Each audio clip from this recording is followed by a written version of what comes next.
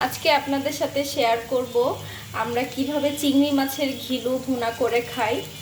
তো এখানে অল্প তেলের মধ্যে আমি বেশি করে পেঁয়াজ আর কাঁচা ঝাল দিয়েছি। আর ঘিলুতে এমনিতেই অনেক তেল, সেজন্য একটু তেল কম দিয়েছি। আর পেঁয়াজ ভাজা শেষ হলে আমি বাকিটা দেখাবো। আর পেঁয়াজ ভাজা শেষ, এখন আমি এই যে ঘিলু দিয়ে দিয়েছি। এটা চিংড়ি মাছের মাথা থেকে শুধু ঘিলুটা বের করা হয়। তো আর এখানে একটু ঝাল বেশি দিয়েছি, একটু পেঁয়াজ বেশি, কারণ ঝাল বেশি না দিলে খেতে মুখটা কেমন মানে ফিরে আসে, খাওয়ার সময় বেশি খাওয়াই যায় না।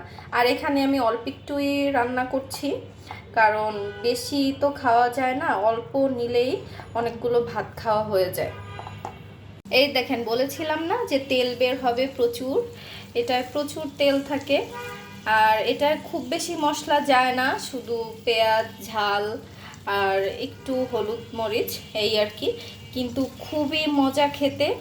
কে কে এটা খেয়েছেন আর খেতে পছন্দ করেন আমাকে কমেন্টে জানাবেন। প্রচুর তেল বের হয়েছে, এখন আমি হালকা একটু পানি দিয়ে আমি এখন ঢাকনা দিয়ে ঢেকে দিব। এখানে রান্না করেছি আমি চিংড়ি মাছের মাথা। এটা গলদা চিংড়ি মাছের মাথা। এটা ভাজি করে তারপর রান্না করতে হয়, মানে ভুনা করতে হয়।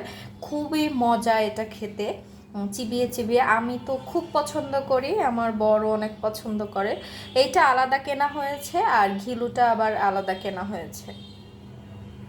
পানি শুকিয়ে ভাজা ভাজা হয়ে আসছে, আর এত সুন্দর যে ঘ্রাণ বের হয়েছে কি বলবো আপনাদের, ঘ্রাণ পেয়েই খেতে ইচ্ছা করছে।